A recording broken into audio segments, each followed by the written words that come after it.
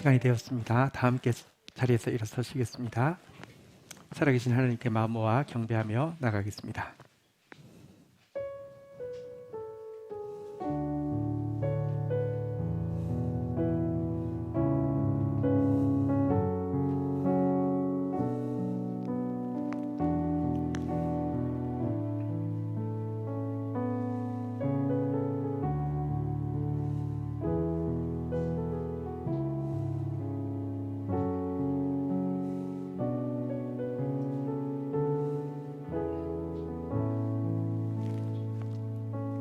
결코 이르지도 결코 늦지도 않은 우리를 위한 최선의 시간을 가지신 하나님, 또 그 시간에 우리를 위해 최고를 행하시기로 작정하시며 지치지도 중도에 포기하지도 않고 일하시는 하나님, 그러나 우리가 낙담하지 않도록 시시때때로 돕고 위로하시는 하나님, 지금도 우리의 사정에 눈을 떼지 않으시며 우리의 신음소리마저 귀에 담고 계시는 하나님, 하나님은 우리의 산 소망이시요 능력이시며 위안과 용기, 구원과 승리와 기쁨이 되십니다. 보는 이의 눈에 놀랍고 듣는 이의 귀에 기이한 일을 지금도 셀 수 없이 행하시는 하나님, 오늘도 그 영원하신 말씀으로 우리 속에 새 일을 행하시옵소서. 예수 그리스도의 이름으로 기도 올립니다. 아멘.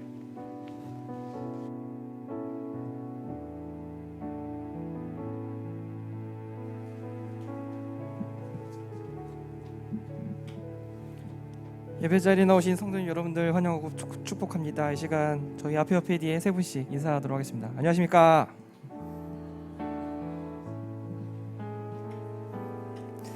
네, 주중에 저기 큰 비가 내렸어가지고 다들 그렇게 큰 피해 없으셨는가 모르겠습니다.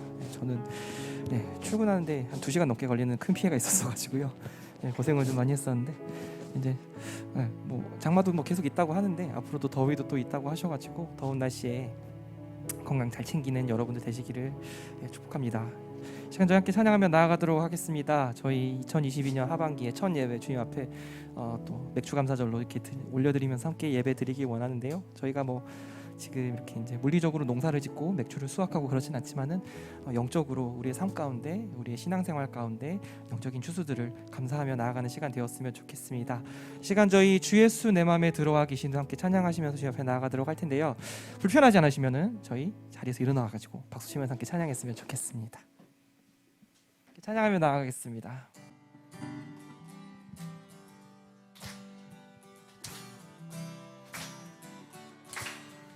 주 예수 내 맘에, 주 예수 내 맘에 들어와 계신 후 변하여 새 사람 되고 내가 늘 바라던 참 빛을 찾음도 주 예수 내 맘에 오심, 주 예수 내 맘에 오심, 주 예수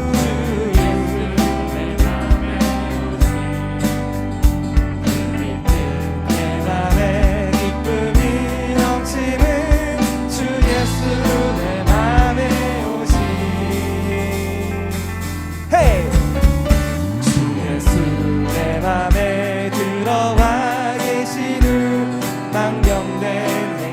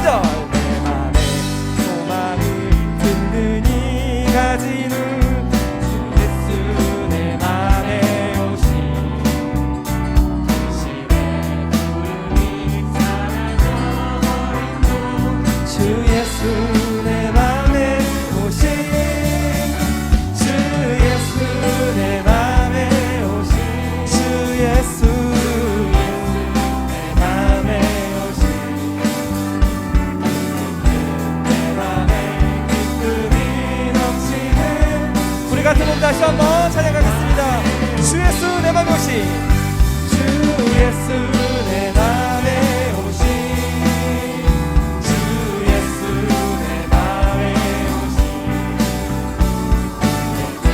내 맘에 기쁨이 넘치는 주 예수 우리 사절과 살기차게 찬양하겠습니다. 사망의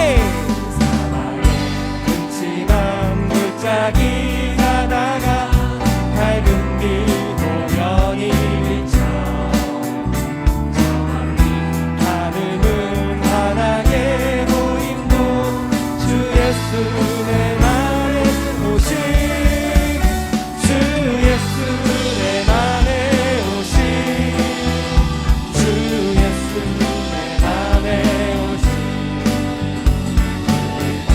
내 맘에 기쁨이 넘치는 우리의 마음과 우리의 삶까지 찾아오시는 주님을 다시 한번 찬양하겠습니다. 주 예수 주 예수 내 맘에 오신 주 예수 내 맘에 오신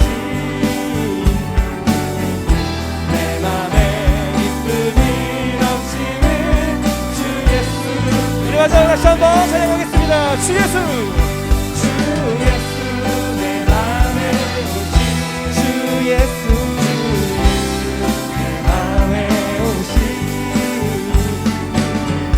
내 맘에 기쁨이 넘치는 주 예수 내 맘에 오신 헤이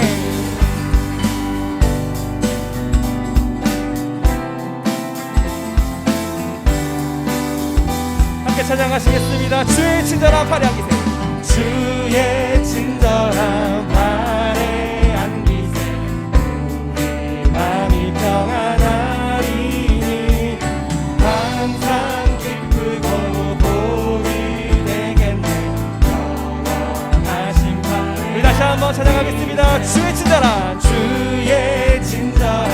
팔에 안기세 우리 마음이 평안하리니 항상 기쁘고 복이 되겠네 영원하신 팔에 안기세 주의 팔에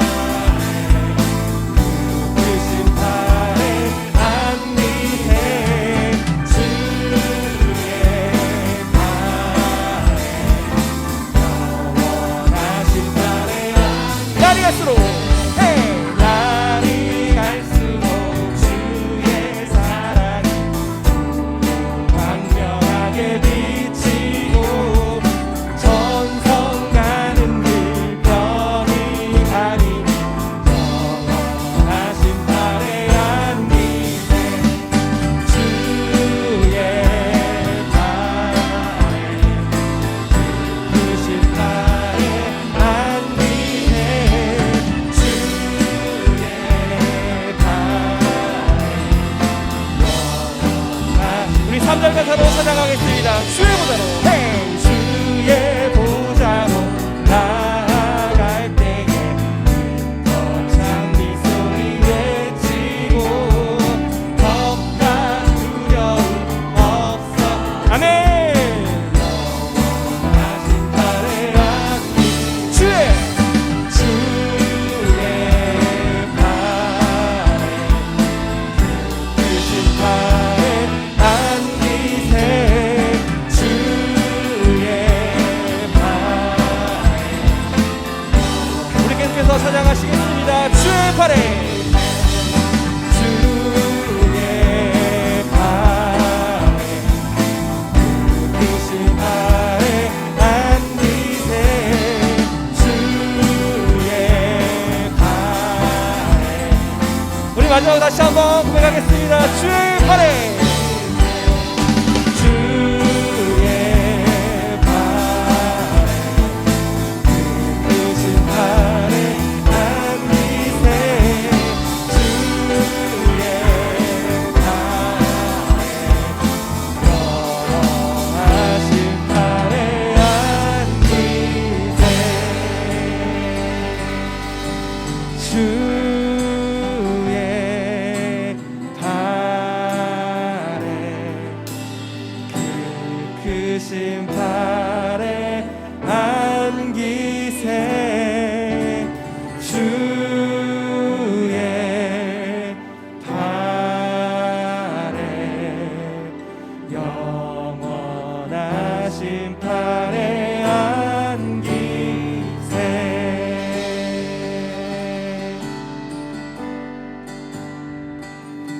주께서 다스리네 내 삶을.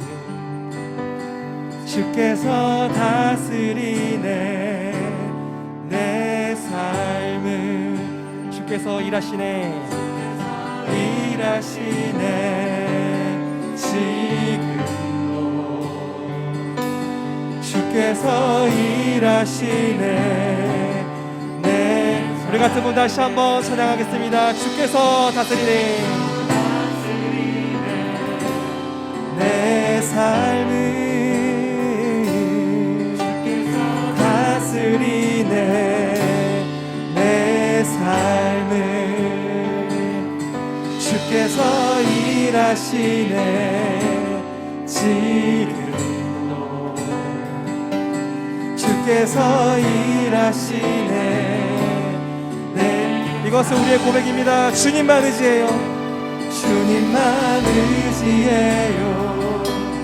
주님만 의지해요. 주님만 의지해요. 예 주님. 주님만 의지해요. 주님만 의지해요. 주님만 의지해요. 예. 처음부터 다시 한번 찬양하겠습니다. 주께서 다스리네 내 삶을. 주께서 다스리네 내 삶을.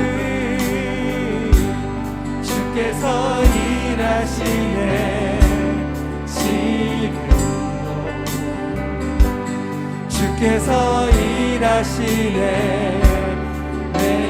주께서 다스리네 이 땅을. 주께서 다스리네 이 땅을. 아멘. 주께서 다스리네. 우리의 삶과 마음을 만나주신 것처럼 이 땅을 만나시고 다스리실 것들을 기대하며 일하시네 이 순간. 주께서 일하시네 이곳에. 주님만 예배해요. 예배해요. 주님만 예배해요. 주님만 예배해요. 예 주님. 주님만 예배해요. 주님만 예배해요. 주님만 예배해요. 우리 다시 한번 고백하겠습니다. 주님만 사랑해요. 주님만 사랑해요. 온 마음 다하여 전심으로. 예 주님 사랑해요. 주님만 사랑해요. 주님만. 우리 마지막으로 다시 한번 고백하겠습니다. 주님만 의지해요. 주님만 의지해요. 주님만 의지해요. 주님만 의지해요. 예 주님. 주님만 의지해요. 주님만 의지해요. 자 우리의 의지 되시고 예배 주목 되신 주님께 기도하며 나가겠습니다. 함께 기도하시겠습니다. 주여.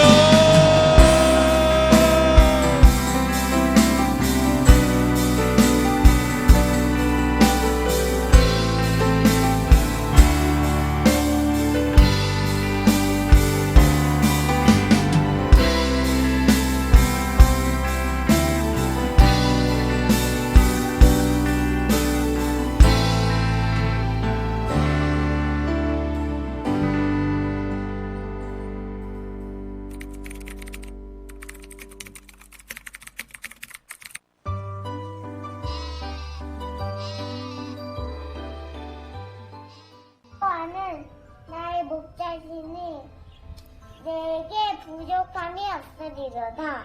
시편 3절 1절 말씀. 아멘. 나의 목자시니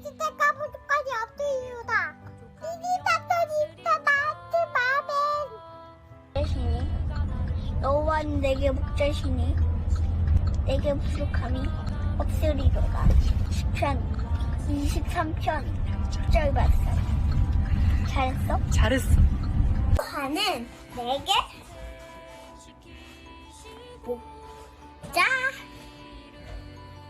목자시니다. 내게 부족함이 없으리로다. 23편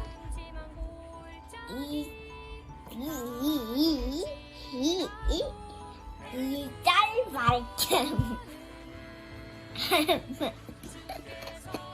여호와는 나의 목자시니 내게 부족함이 없으리로다.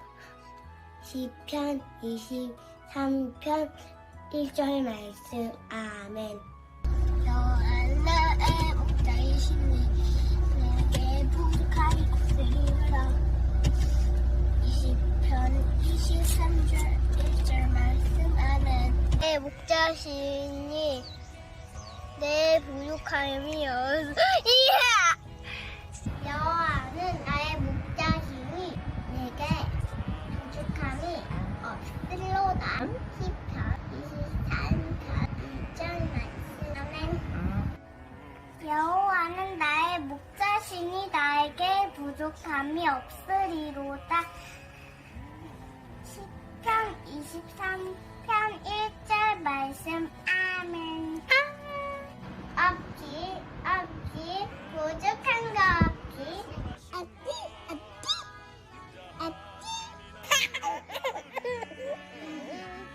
아구 좋아, 아구 좋아.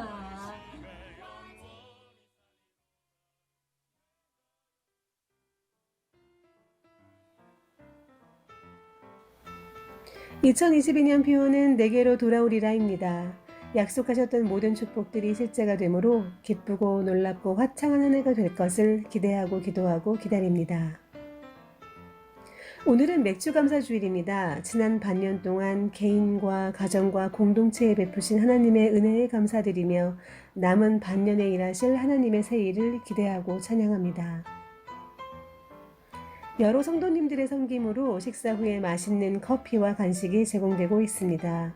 환경 보호를 위해 개인용 텀블러를 휴대하는 문화를 만들어가면 좋겠습니다. 오늘 2부 예배 후 임직자 회의가 있습니다. 모든 임직자는 함께해 주시기 바랍니다. 다음 주에는 이사분기 정기 재직회가 있습니다. 모든 리더십들과 집사님들은 참석해 주시기 바랍니다. GT 785가 나왔습니다. 낮권 구매하시는 분은 준비해 주시기 바랍니다. 구입은 교회 카페 자율 판매대를 이용하시면 됩니다. 함께 모여서 부르짖는 기도는 하나님을 기쁘시게 하고 온 공동체를 따뜻하게 만들어줍니다. 기도할 제목이 많은 때입니다. 주중 예배인 금요 부흥 집회에 많은 참석 부탁드립니다.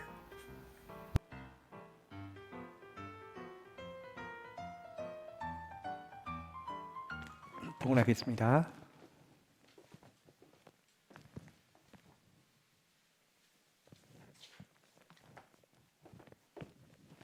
하나님 감사합니다. 지난 반년 동안 베풀어 주신 은혜에 감사하며 하나님 앞에 우리의 마음을 드립니다. 흠양하여 주옵소서. 남은 반년을 주님께 의탁합니다. 하나님 책임져 주옵소서. 사랑하는 주의 백성들에게 이 시간 하나님만 주실 수 있는 의와 평화와 기쁨이 축제처럼 넘쳐나는 시간 되어지게 하여 주시옵소서. 주께 얻은 힘 가지고 하나님의 사람답게 축복의 통로로서 살아드릴 수 있도록 하나님 이 시간 함께하여 주옵소서. 예수님의 이름으로 기도 올립니다. 아멘. 경건일기 발표 있습니다.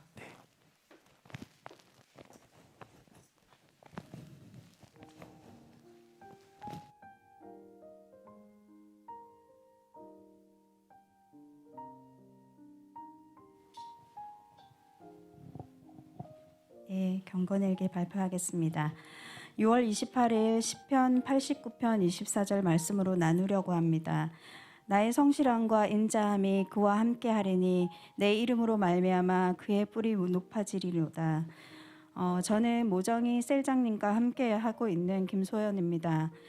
모 권사님 셀에 지난달에 신입생으로 들어와 함께 은혜를 나누며 성도 간의 교제 가운데 기쁨으로 경험하고 있습니다.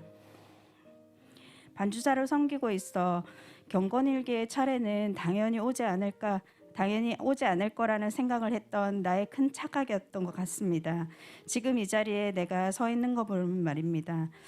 진심으로 피하고 싶었는데 주보에 우리 셀 이름이 나오는 순간 셀장님과 셀원분들이 다들 내 생각이 났다며 하시며 사모님의 차례가 확신된다고 했습니다. 그동안 편하게만 듣던 목사님의 설교가 어찌나 어렵게 들리던지, 그리고 이번 주 본문은 어찌 그리 어렵던지, 본문이 어려워서 그런지 목사님의 설교도 왠지 짧게 하시는 것 같았습니다. 지난번 발표하신 집사님께서 7번을 들으셨다고 하셨는데 10번을 더 드려야 할 것 같았지만 그러지 못하고 걱정만 하고 있는 내 모습이 한심스럽기까지 했습니다. 하지만 이 시간이 나에게 주어진 주님께 집중할 수 있는 한 주였음이었는데도 오히려 나의 부담감은 시간만 보내고만 있었습니다. 그래도 이런 나눔의 시간을 통해서 하나님께서 나에게 말씀하실 것들을 기대하며 말씀에 더욱더 집중해 보았습니다. 하나님은 다윗을 택하셔서 성실과 인자를 더하심으로 다윗을 미워하는 대적들을 박멸하실 때까지 치실 것을 약속하셨다. 다윗을 얼마나 사랑하셨으면 영원토록 뿔을 높이시겠다고 하실까. 다윗이 부럽다. 다윗이 왜 이렇게 하나님께 큰 사랑을 받을 수 있었을지를 고민해 본다. 하나님을 잘 믿어서였을까? 아니면 깨끗한 삶을 살아서였을까? 아니면 찬양을 좋아하고 잘해서였을까? 찬양을 좋아하고 자라난 것이 이유라면 나도 찬양을 좋아해서 다윗과 같은 사랑을 받을 수 있을 것 같다는 생각을 해본다. 나는 교회가 즐겁고 재미있어야 된다고 생각한다. 모태신앙이었기 때문에 교회를 집으로 여기며 여태까지는 그렇게 살았다. 그런데 나는 한국에 와서 이곳에 왔을 때 교회 생활이 너무나 힘들고 어려워서 땅만 보고 다니고 예배만 드리고 사람들을 피해 다녔다. 그저 사모라는 이유 때문에 나의 본 모습이 아닌 다른 모습으로 믿음이 좋고 늘 기도 자리에만 앉아 있어야 한다는 시선이 사모라는 자리가 너무 힘들고 어려웠고 입 맞지 않는 옷을 입고 있는 듯했다.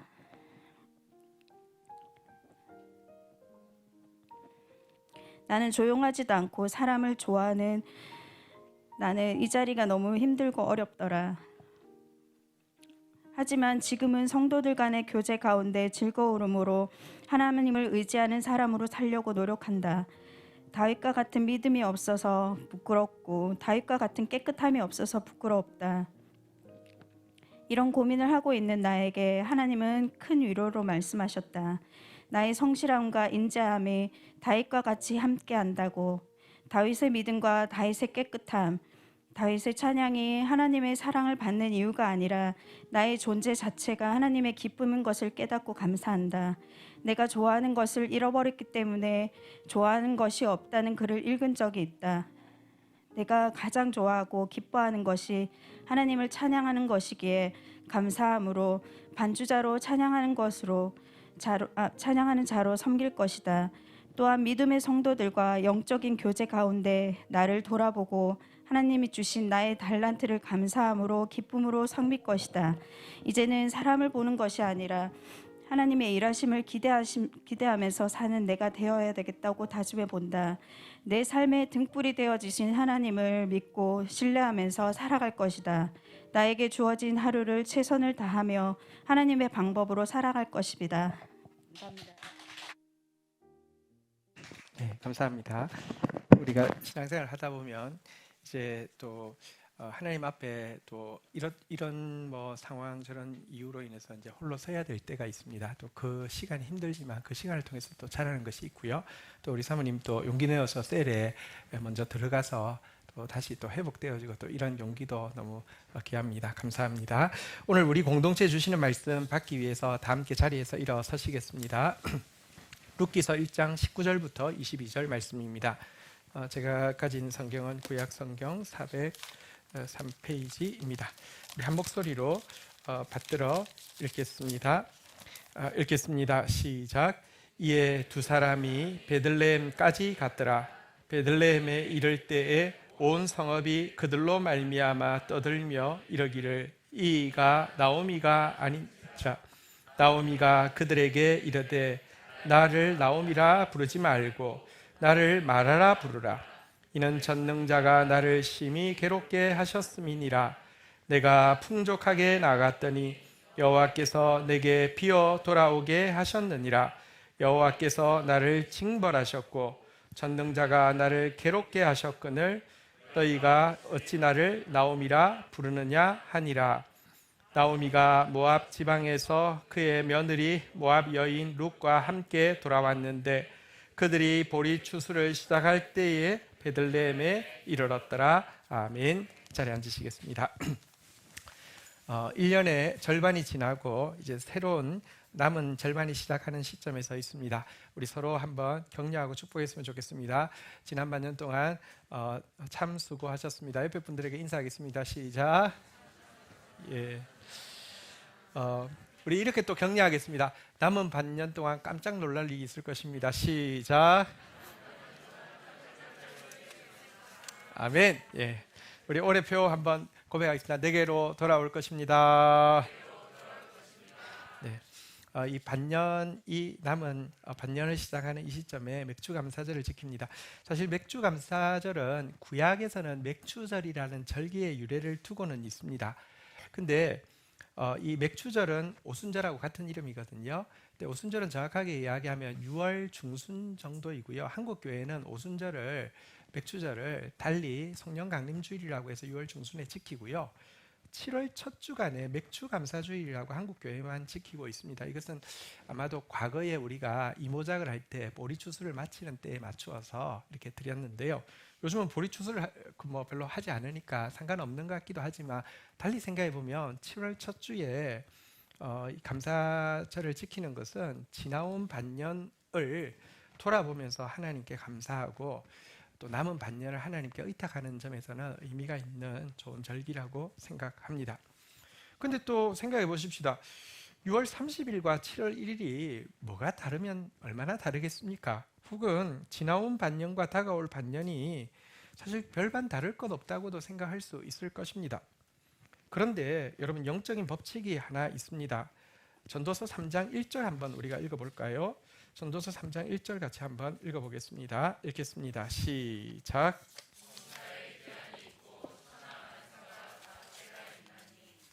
예, 기한과 때가 있다는 것입니다. 하나님의 때와 기한이 차기 전에는 여러분 뭐 아무것도 달라질 것이 없지만 반대로 하나님의 기한과 때가 차면요 모든 것이 달라진다는 것 우리가 좀 기억해야 합니다. 여러분 그 절반의 해가 지나고 7월 1일부터 GT 본문이 바뀌었습니다. 무엇으로 바뀌었냐고 하면 이사야서로 바뀌었는데요. 이사야서 후반부로 바뀌었는데 이사야서는 되게 특이한 책입니다. 전반부는 후반부와 정말 성격이 너무 다릅니다. 전반부는 우리의 범죄와 하나님의 징계의 때에 대해서 이렇게 지적하고 책망하는 내용을 다루고 있다고 하면 후반부는요 하나님의 위로와 우리의 회복의 때에 대해서 예언하고 격려하는 내용을 담고 있는데요. 이사야서 40장 1절 이렇게 시작하고 있습니다. 우리 같이 한번 읽도록 하겠습니다. 시작. 너희는 하나님이 이르되 너희는 위로하라. 내 백성을 위로하라.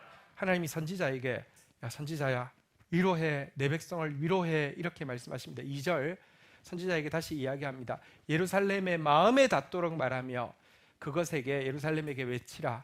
그 노역의 때가 끝났고 그 죄악이 사함을 받았느니라. 그 모든 죄로 말미암아 여호와의 손에서 벌을 배나 받았느니라 할지니라. 이렇게 외치라고 하셨습니다. 저는 그냥 GT 본문이어서가 아니라 정말 이 말씀을 대할 때에 물론 선지자인 제가 여러분들의 마음에 닿도록 크게 외쳐야 하지만 먼저 제 마음에 닿도록 하나님이 크게 울림이 있도록 이 말씀을 하시는 것이 느껴졌고 믿음이 생기게 되었습니다. 그래서 제가 말씀 전하는 사람으로서 여러분의 마음에 닿도록 외칩니다. 노예의 때가 끝이 났습니다. 징계의 기한이 지나갔습니다. 위로의 때가 시작되었습니다. 회복의 역사를 보게 될 것입니다. 여러분, 이때 이런 새로운 때가 되었다고 해서 그러면 새로운 때가 되었으니까 우리가 뭘 준비해야 되나, 우리가 뭘 일해야 되나? 아닙니다. 이때가 되어도 대부분의 일은 하나님이 하십니다. 때를 명하여서 위로의 때가 시작되라 명령하시는 분도 하나님이시고요. 지금 구체적인 여기서 말하는 위로란 포로 잡혀가 있는 바벨론에서 시온으로 되돌아가는 것을 이야기하는데요. 포로 잡혀 있는 백성들이 시온에 되돌아가는 대로를 닦는 일도 하나님이 하십니다.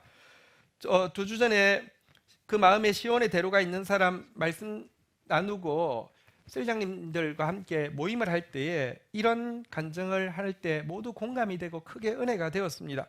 보통 시온의 대로 그렇게 이야기하며 하나님이 일하실 것이니까 나도 이제 준비해야 돼. 나도 정신 차리고 기도도 더 많이 하고 나도 정신 차리고 해야 돼. 이게 이렇게 적용했고 또 이렇게 적용하다 보면 초창기에는 도전이 되니까 좋지만 조금 지나면 잘 안 되잖아요. 그러면 하나님 일하실 수 없어. 뭐 기도도 안 하는데 무슨 일을 하겠어. 보통 이렇게 항상 쳇바퀴가 돌았는데 그때 말씀했잖아요. 도로 웬만하면 나라가 만듭니다. 도로 관리 웬만하면 나라가 관리해 줍니다. 마찬가지입니다. 성경은요, 시온의 대로는 하나님이 닦는다고 이야기하고 있고요. 시온의 대로를 관리하는 것도 하나님이 하신다고 이야기합니다. 단지 우리가 도로 공사하려고 하는데 우리 땅에는 하지 마세요 하거나 도를 관리해 주겠다는데 바리케이트 치고는 들어오지 마세요 하면 안 된다는 것입니다. 하나님의 위로의 때에 하나님께서 대부분의 일을 하십니다. 그런데 우리가 해야 될 작은 일이 있습니다.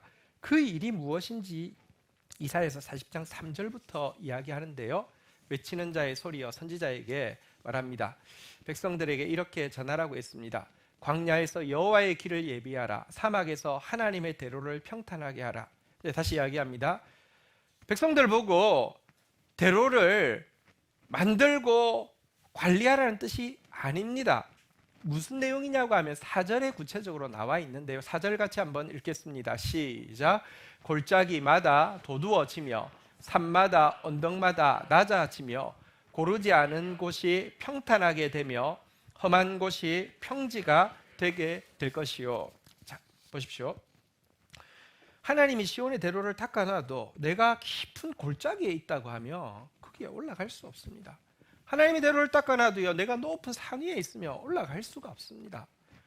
이런 큰 도로가 시원하게 뚫려져 있는데 우리 집이 도로보다 밑에 있으면요, 길을 도두어 올려서 경운 뭐든지 타고 올라갈 수 있도록 해야 되지 않습니까?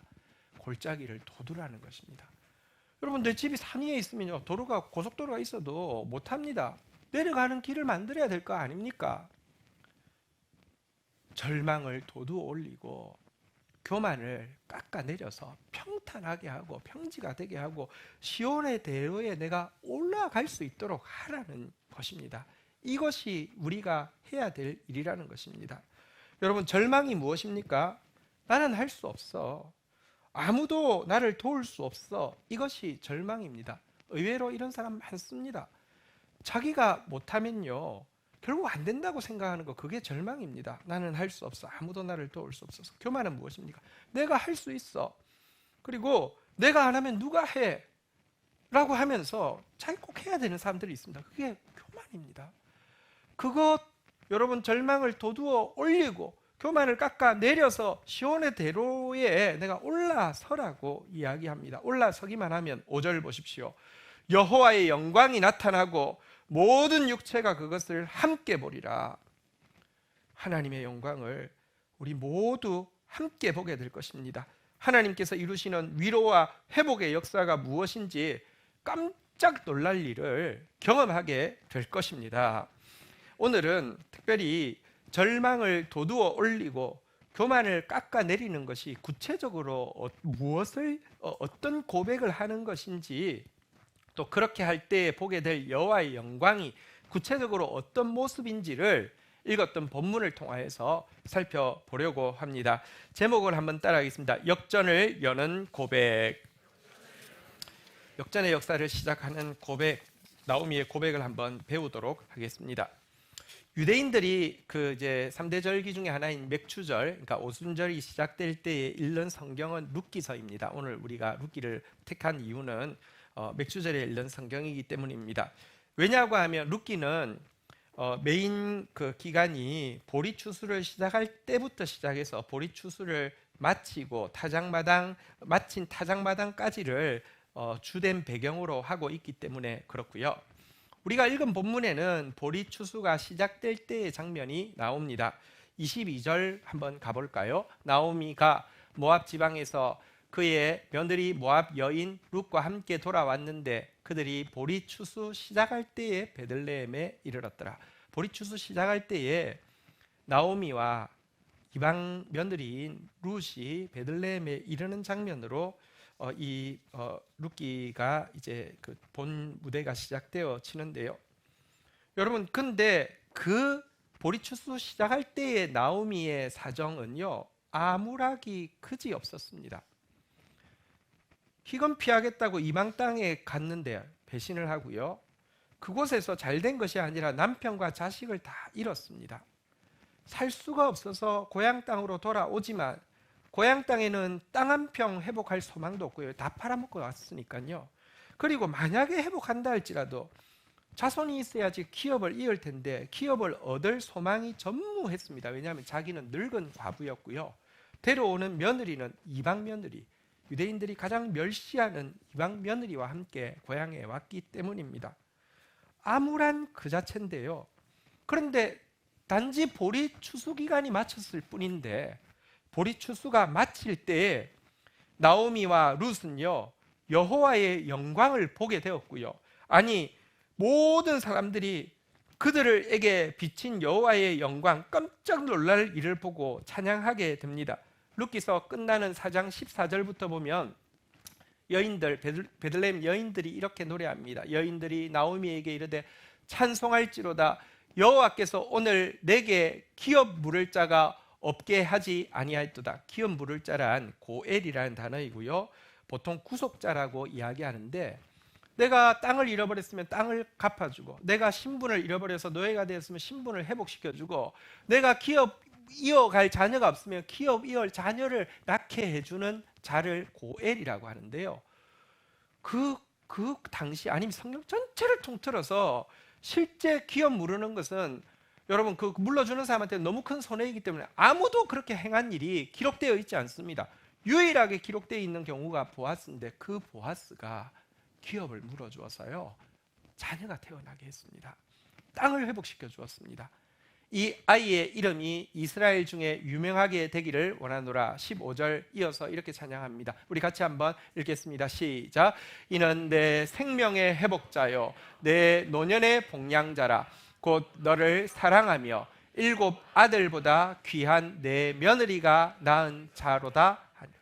지금 태어난 이 아기는 너의 생명의 회복자고 노년의 복량자다. 그리고 너 옆에 있는 이 며느리, 아이를 낳아준 이 며느리는 7 아들보다 더 귀한 자다. 멸시받던 며느리는요, 7 아들보다 더 귀한 자가 되었고요.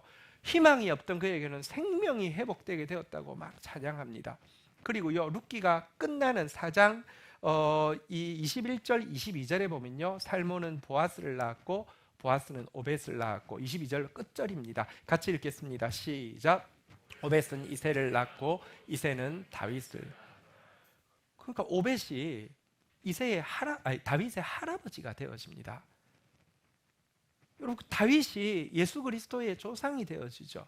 그들의 족보, 예수 그리스도의 족보, 마태복음의 족보에 바로 이 이름이 올라오게 됩니다.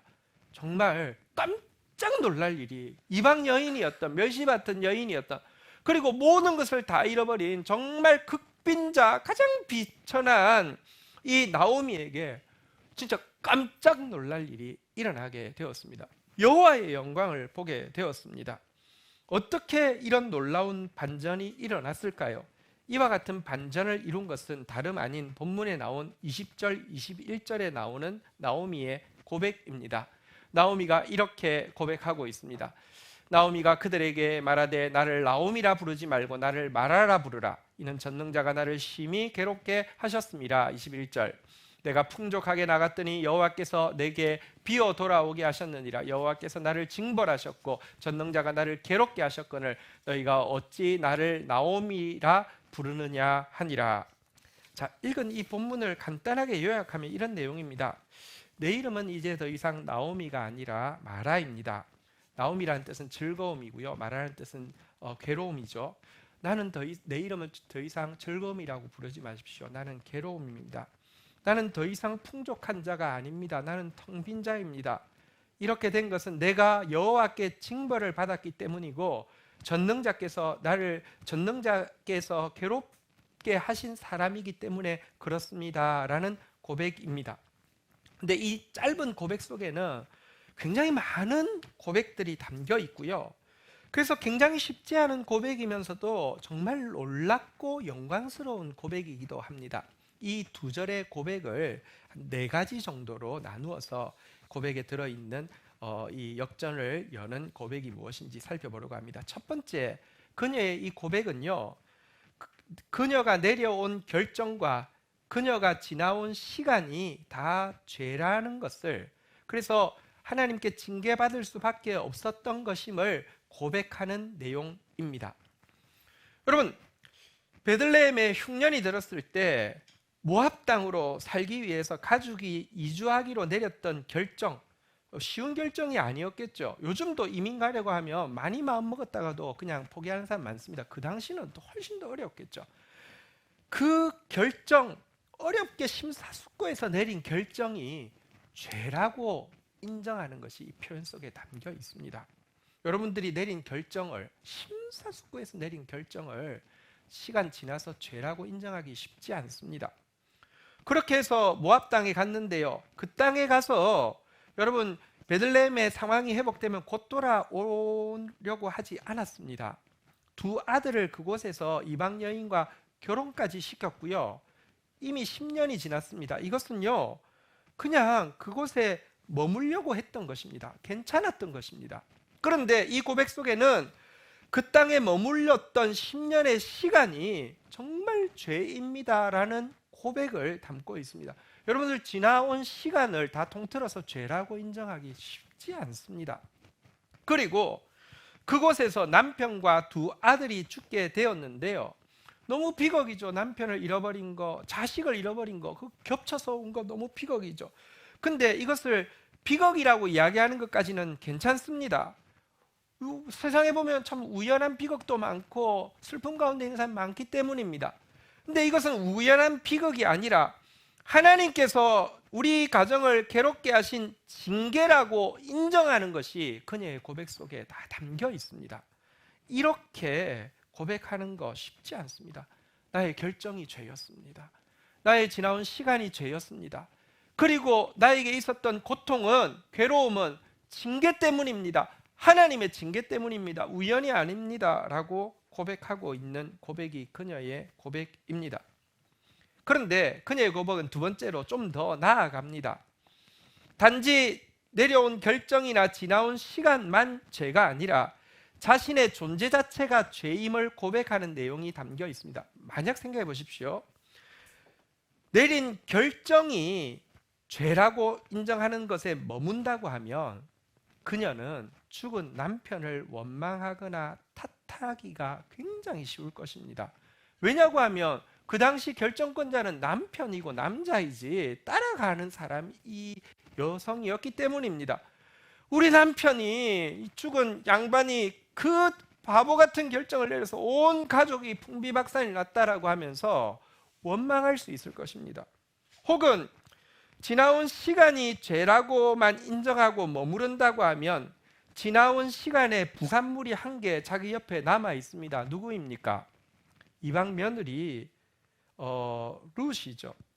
이 며느리에 대해서 미워하는 마음을 생길 수밖에 없을 것입니다. 그렇잖아요. 많은 시어머니들이 네가 들어와서 되는 게 하나도 없어, 이런 이야기 참 지금도 수순지 않고 하는데, 만약에 그 땅에 머무른 시간, 그 땅에서 한 결혼이 죄라고 인정하면 영락없이 너 때문이야 하면 얼마나 미워하겠습니까?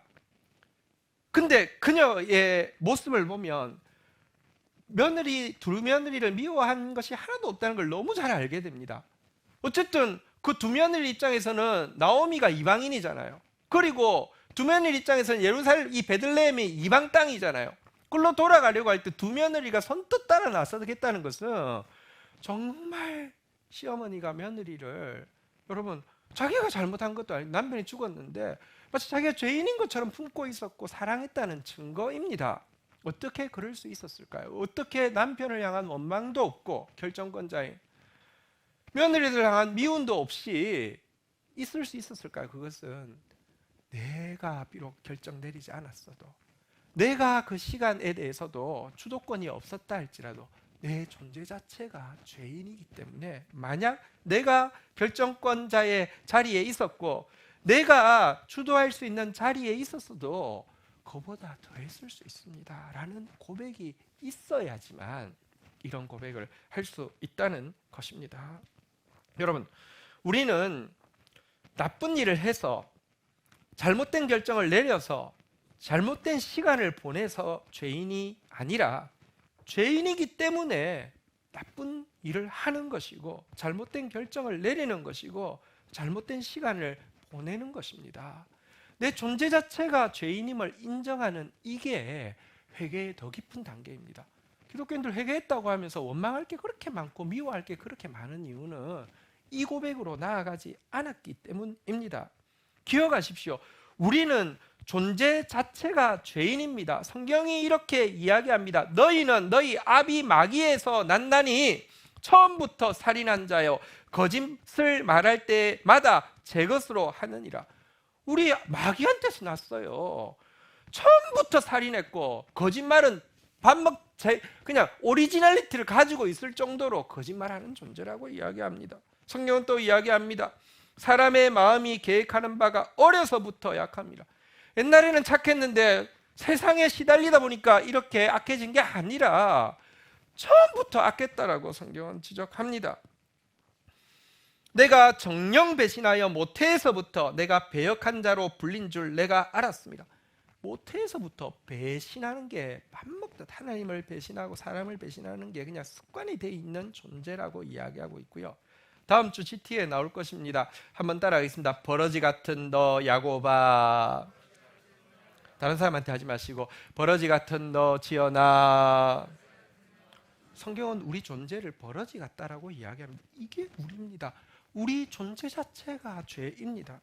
그래서요, 다윗의 가장 유명한 참회시 시편 51편에 보면 먼저 그의 행위에 대한 이 고백으로부터, 참회로부터 시작하는 것은 맞습니다. 시편 51편 4절에 보면요, 그가 행한 살인죄와 간음죄 이런 것에 대해서 또 거짓말하고 묻어두었던 시간들에 대해서 내가 주께만 범죄하여 주의 목전에 악을 행하였사오니, 조금 더 뉘앙스를 살리며 내가 주께 범죄만 하여 주의 목전에서 악을 행하였사오니, 정말 나 주님 앞에 행한 것은 범죄밖에 없습니다 라고 하면서 주께서 말씀하실 때 의로우시다 하고 주께서 심판하실 때 순전하시다 하리라. 무슨 말입니까? 그래서 주님이 뭐라고 나에게 선고를 내리셔도 주님의 말씀은 다 옳으며 주님의 판단은 다 바릅니다. 저는 할 말이 없습니다. 나는 주님 앞에서 죄밖에 저지른 것이 없습니다 라고 하면서 자기 행위에 대해서 고백하지만 행위에 대한 고백에 머무르지 않습니다. 5절 한번 볼까요? 같이 읽도록 하겠습니다. 시작. 내가 죄악 중에서 출생하였으며 어머니가 죄 중에서 나를 잉태하였나이다. 단지 행위에 대해서 고백하는데 머무르지 않고요. 아니 사실 나는 태어날 때부터 죄투성이었으며 아니 사실 어머니가 나를 임신하기 전부터 나는 죄인이었습니다 라고 고백하면서 자기 존재가 죄라고 인정하고 있습니다. 이 고백이 있어야 진짜 여러분 이 교만이 꺾어지기 시작하는 것입니다. 또 지금 두 가지를 살폈는데 세 번째로 이 나오미의 짧은 고백은요, 사람들 앞에서 마지막 자존심을 내려놓는 고백이기도 합니다. 자, 이 나오미가 돌아왔을 때 분위기가 어땠는지 오늘 읽었던 19절은 잘 보여주고 있는데요. 이에 두 사람이 베들레헴까지 갔더라. 베들레헴에 이를 때 온 성읍이 그들로 말미암아 떠들며 이르기를 이가 나오미냐 하는지라. 자, 분위기를 한번 보십시다. 두 사람이 돌아왔더니 나오미가 이방 여인 룻을 데리고 왔는데, 이방 여인 룻은 뭐 동네 사람 본 적은 없겠죠. 왔을 때 보십시오. 온 성읍이 떠들었다. 여기서 일단 알 수 있는 것은 그 집안이 굉장히 유명인사 집안이었던 것을 알 수 있습니다. 엘리멜렉이 굉장히 부유했거나 굉장히 높은 직위에 있었던 사람인 것을 알 수 있습니다. 근데 또 엘리멜렉은 죽었잖아요. 오지도 않았잖아요. 근데 나오미만 왔는데도 온 동네 사람들이 떠들었다는 것은요, 나오미가 그 동네에서 미모로 한가닥 하는 사람이었음을 충분히 짐작할 수 있는. 나오미 그러면 막 동네 그 형제들은 전부 다 바람, 콧대 높은 나오미한테 바람을 다 맞았든지 어쨌든 되게 미모의 여성이었음을 알 수 있습니다. 그리고 사람들이 나와서 이가 나오미냐 했는데요, 뉘앙스가 어땠을까요? 야, 이게 나오미 맞아? 꼴 좋다. 그렇게 도도하게 굴더니 쫄딱 망했네. 이 분위기일까요? 아니면 물론 고생하고 왔기 때문에 좀 얼굴이 많이 축이 나고 좀 바뀌어 있었겠죠. 시간도 지났으니까. 아유, 나오미 하나도 변한 게 없네. 아유, 잘 왔어. 이런 분위기였을까요? 저거 나오미 맞아라고 했을까요? 똑같네 이렇게 했을까요? 저는 후자라고 생각합니다. 왜냐하면 만약에 이거 나오미 맞아 그러면 뒤에서 나올 말이 나 나오미 맞아 이렇게 나와야 되는데요. 뒤에서 보면요, 20절에 보면 뭐라고 이야기합니까? 나 나오미 아니야 라고 이야기하고 있지 않습니까? 20절에 보니까 나를 나오미라 부르지 말라라고 하는 것은 사람들이 너 나오미잖아, 똑같네, 뭐 이렇게 이야기했다는 뜻입니다. 이 말은 또 우리가 유추할 수 있는 것은 그 가정이 단지 부유하고 나오미가 단지 미모의 여성일 뿐만 아니라 사람들에게 굉장히 사랑받는 되게 인격적인 가정이었던 것도 알 수 있습니다. 어쨌든 그 사람들이 왔을 때 아유, 나오미 잘 왔어요. 아유, 똑같네. 아유, 이 이야기할 때 나오미의 마음이 어떠했을까요? 여러분, 하나님 앞에서 회개했다 하더라도요, 사람 앞에서 여러분 마지막 자존심 오기 내려놓기 쉽지 않습니다. 사람들이 나오미 왔어? 라고 이야기할 때 조금 이렇게 추리하게 왔다가도 약간 이렇게 다 도도하게 뭔가 이게 머리 한번 탁 만지고 이럴 수 있잖아요. 그래, 나 아직 안 죽었어. 오기가 생길 수 있고요. 내가 누군데, 난 나오미야 하는 자존심 살아날 수 있는 상황입니다. 그렇잖아요, 그죠? 사람들이 먼저 이렇게 그들의 인격적인 거, 과거에 부여했던 거, 그 유명했던 나오미 앞에서 어쨌든 좋게 반응할 때 충분히 자존심이 생기고 살아날 수 있는 상황인데요. 그때 20절에 한 말이 바꾸고 말하면 무엇입니까? 나오미 아닙니다. 나오미 죽었습니다. 나오미 아니라 마라입니다. 다시 말하면 정말 이 마지막 자존심, 마지막 오기도 다 죽은 고백이 그녀의 이 고백임을 우리는 알 수 있습니다. 하나님 앞에서 교만의 문제를 심각하게 씨름해서 정말 교만이 무너진 사람이 있습니다. 이것은 아까 이사야서의 표현에 비하면 산은 깎아내린 것이라고 할 수 있습니다. 산은 깎아내렸는데요, 뭐가 남아있냐고 하면 언덕들이 꽤 남아있습니다. 나 아직 안 죽은 언덕들이 남아있습니다. 나 할 수 있어. 내가 해야 돼. 이런 언덕들이 남아있는 사람 많이 있습니다. 이 언덕들마저, 이 마지막 자존심마저 내려놓는 것이 나오미의 이 짧은 고백 속에 들어 있습니다. 지금까지 세 가지로 나오미의 고백의 의미를 살펴보았는데요. 자신이 내린 결정과 지나온 시간이 다 죄입니다. 아니, 나아가 내 존재 자체가 다 죄입니다.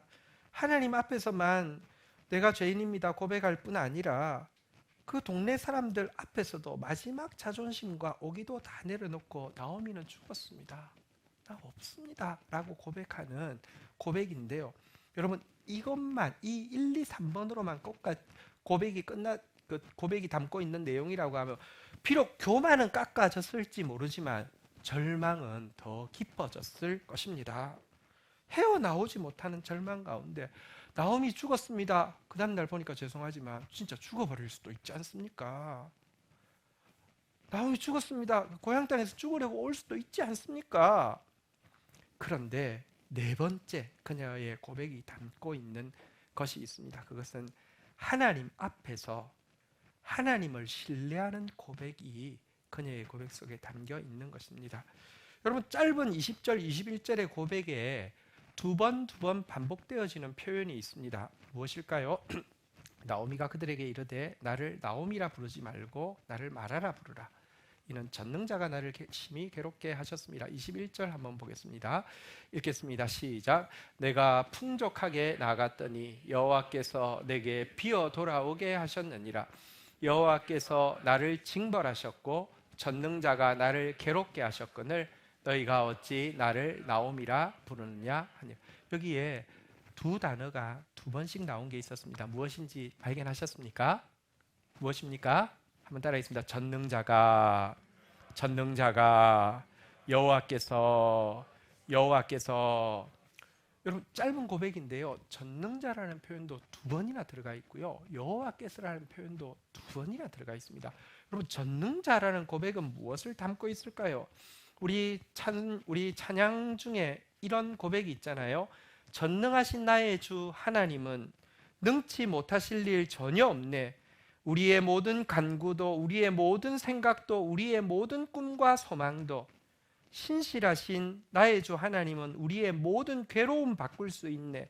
불가능한 일 행하시며 죽은 자를 일으키시니 그를 이길 자 아무도 없네.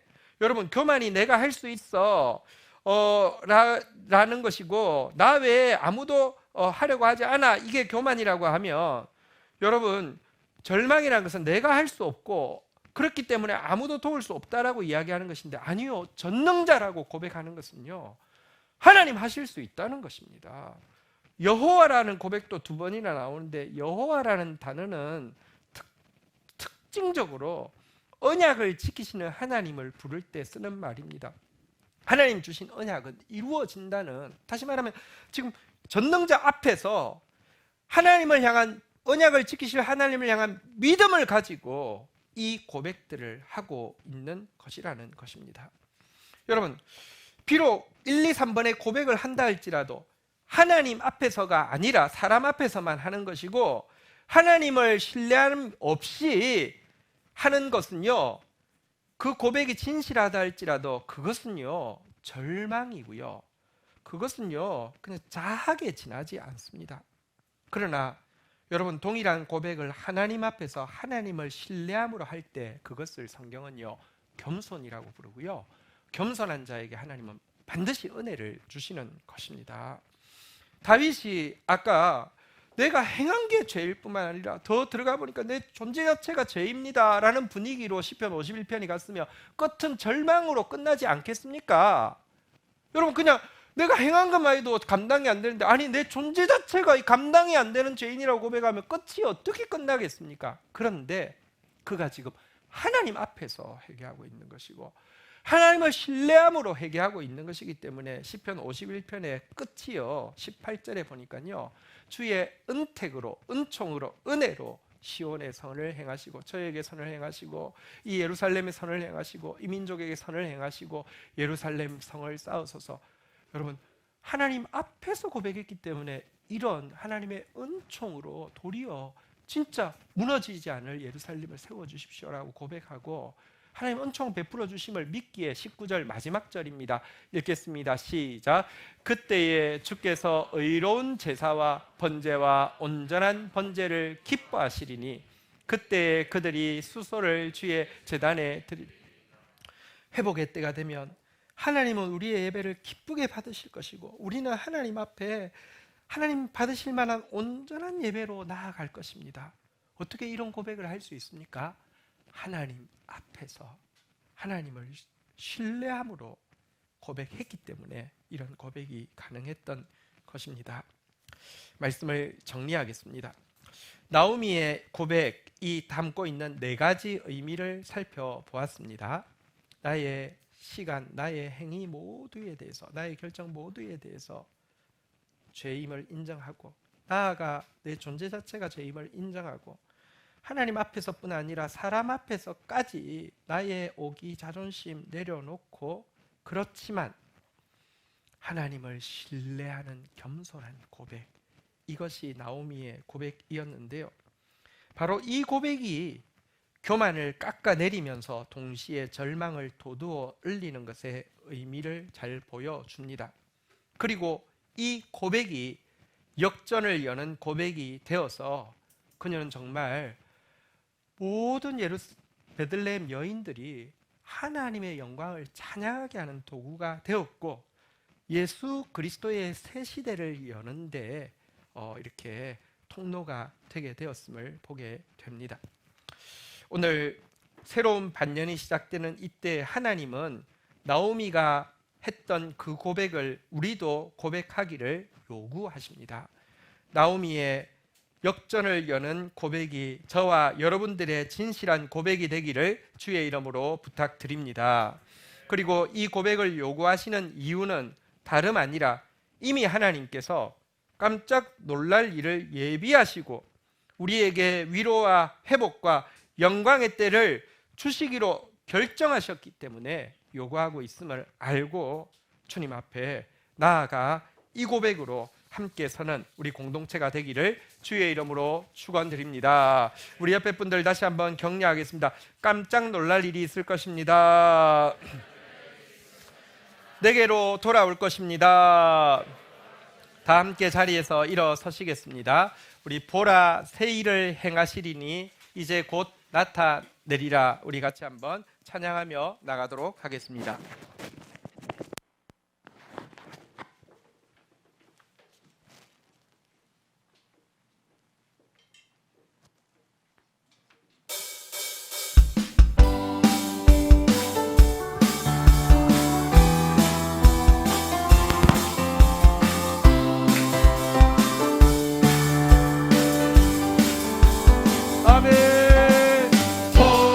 새 일을 행하시리니 이제 곧 나타내리라. 아멘.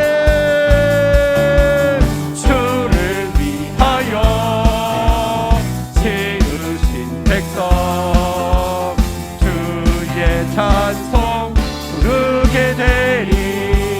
다시 한번 고백하겠습니다. 보라 새 일을 하시리니 이제 곧 나타내리라. 주를 위하여 지으신 백성 주의 찬송 부르게 되리. 광야의 물 솟아나리라. 사막의 꽃 피어나리라네. 사막의 꽃 피어나리. 이런 일들을 너희는 기억지 말며 옛적 일들을 생각지도 말라. 광야의 물 솟아나리라. 광야의 물 솟아나리라. 아멘. 사막의 꽃 피어나리. 아멘. 이전 일들을 너희는 기억지 말며 옛적 일들을 생각지도 말라. 보라 새 일을 행하시리니 나타내리라. 주를 위하여 지으신 백성 주의 찬송 부르게 되니. 주의 찬송 부르게 되니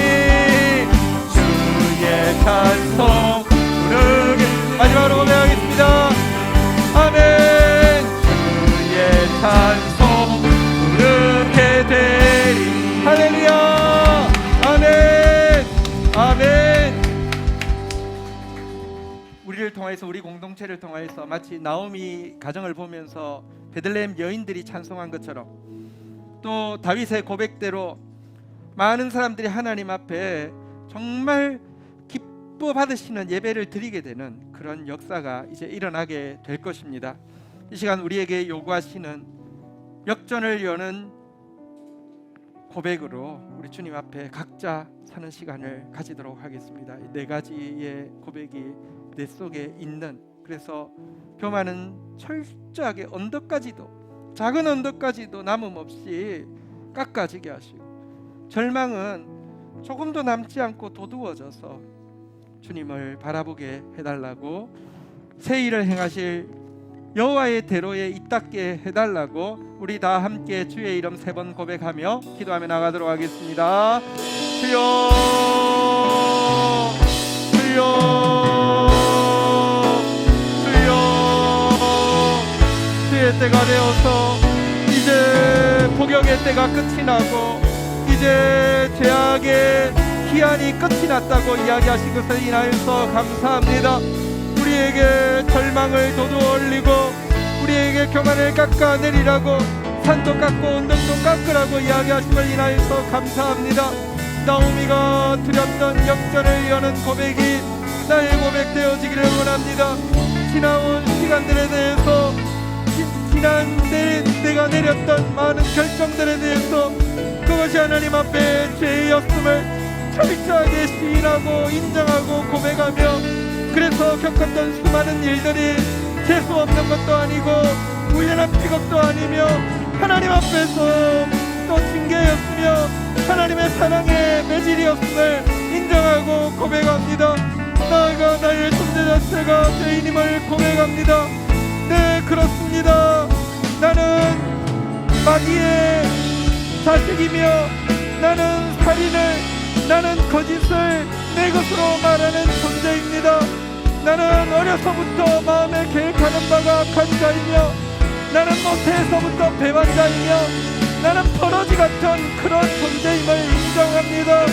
하나님, 내가 죄를 범해서 죄인이 아니라 죄인이기 때문에 죄를 물먹듯이 양식을 먹듯이 범할 수밖에 없는 존재임을 고백합니다. 겸손하다 하면서도 사람 앞에서 아직 죽지 않았고 사람 앞에서 나를 내세우려고 하는 자존심이 시퍼렇게 살아있는 존재가 아니라 사람 앞에서도 나는 죽은 사람이 되어지도록 남아있는 마지막 오기와 자존심도 내려놓은 사람 되어지도록 은혜를 더하여 주옵소서. 그러나 전능하신 하나님은 넘지 못하실 일이 없으시며 신실하신 하나님은 모든 괴로움을 바꾸실 수 있으시며 불가능한 일을 행하시고 당신의 뜻을 이루시는 것을 믿음으로 신뢰함으로 고백하고 나아가게 하여 주옵소서. 주의 은택으로 시온의 선을 행하시고 예루살렘의 성을 쌓으소서. 우리가 주를 찬양합니다. 우리 공동체가 주를 찬양합니다. 내게로 돌아오라고 하신 약속의 말씀대로 이루어 주께 영광 돌릴 것을 신뢰하오니 주여 역사하시고 영광 받아 주옵소서. 주님을 찬양합니다. 주님을 의지합니다. 주께 감사합니다. 주님을 바라봅니다. 할렐루야. 주님을 찬양합니다. 마음 모아 기도하며 나가도록 하겠습니다. 나라와 민족을 위하여, 교회와 열방을 위하여, 구원받을 영혼, 믿지 않는 가족의 구원을 위하여, 치유받을 영혼, 회복될 영혼들 위하여, 미래 교회 주역이 될 소중한 다음 세대들을 위하여, 고통 가운데 있는 우크라이나 땅과 또 미얀마 땅, 온 세계를 위하여 하나님 감사합니다. 때와 기한을 당신의 손에 쥐고 계신 하나님께서 우리를 향하여서 그 노역의 때가 지났다고, 그 죄악의 기한이 끝났다라고 이야기하시며 당신의 영광을 모두 보게 될 것이라고 선포해 주셔서 감사합니다. 이 일에 시온의 대로에 서 있다가 여호와의 영광을 보며 찬양하며 많은 사람으로 찬양케 하며 많은 사람으로 예배케 하는 사람 되어지기를 원합니다. 나오미의 고백이 우리의 고백이 되게 하여 주옵소서. 지나온 모든 시간들, 내려온 모든 결정들에 대해서 하나님의 기준 앞에서 철저히 죄를 인정하고, 지나온 모든 고난의 시간들에 대해서도 하나님의 사랑의 매질이었으며 징계였음을 인정할 수 있는 은혜를 허락하여 주옵소서. 우리의 존재 자체가 하나님 보시기에 죄인임을, 죄를 지어서 죄인이 아니라 죄인이기 때문에 죄를 먹듯 물 먹듯 양식을 먹고 물을 마시듯 하고 있는 존재임을 인정할 수 있는 은혜를 허락하여 주옵소서. 사람들 앞에서 아직까지 자존심이 살아있고 아직도 죽지 않았다고 주장하고 싶은 나의 마지막 남은 자존심도 하나님 의지하여서 내려놓게 하여 주옵소서. 그러나 주님은 전능자이셔서 능치 못할 일이 없으시며 능히 우리의 괴로움 바꾸실 수 있으심을 고백하게 하여 주시고, 여호와이셔서 우리에게 행하신 약속 그대로 이루심을 믿고 선포하는 자 되어지게 하여 주시옵소서. 새 역사를 이루고 싶어서 우리에게 이 같은 고백을 요구하시는 하나님 앞에 온 공동체가 이 고백으로 나아가다가 온 공동체가 여호와의 영광을 보고 찬양하게 하여 주옵소서. 예수님의 이름으로 기도 올립니다. 아멘. 광고 말씀드립니다. 우리 그 식사가 시작되고 또 많은 분들이 섬겨주셔서 또 커피, 또 차, 뭐 간식 이런 것들이 풍성하게 되어서 너무 기쁘고요. 대신에 이렇게 텀블러 이제 준비하는 거 또 우리 그 습관 들이시고요. 교회도 비치할 공간도 적당하게 이렇게 있습니다. 그러니까 또 비치도 하시고 해서 하시면 좋겠고요. 오늘부터는 그 수저 설거지를 또 이제 일이 좀 되니까 셀에서 돌아가기로 했습니다. 인범 셀에서 처음 시작하는데 또 이렇게 또 우리 자기 당번이 될 때 또 기쁨으로 섬겨주시기를 바랍니다. 지난 주중에 있었던 우리 지혜자매 수술 은혜 가운데 잘 마쳤습니다. 계속 기도해 주시는 가운데 온전히 회복되어져서 또 함께 또 하나님 찬양할 수 있게 기도해 주시기 바랍니다. 1시 20분부터 임직자 회의 잠시 모이도록 하겠고요. 다음 주에 우리 재직회 있으면 기억해 주시기 바랍니다. 다 함께 자리에서 일어서시겠습니다. 축도하겠습니다. 여호와는 내게 복을 주시며 너를 지키시기를 원하며 여호와는 그 얼굴을 내게 비추사 은혜 주시기를 원하며 여호와는 그 얼굴을 내게로 향하여 드사 평강 주시기를 원하노라. 주 예수 그리스도의 은혜와 아버지 하나님의 사랑과 성령의 교통하심이 너희 무리와 함께 계실지어다. 아멘. 감사합니다.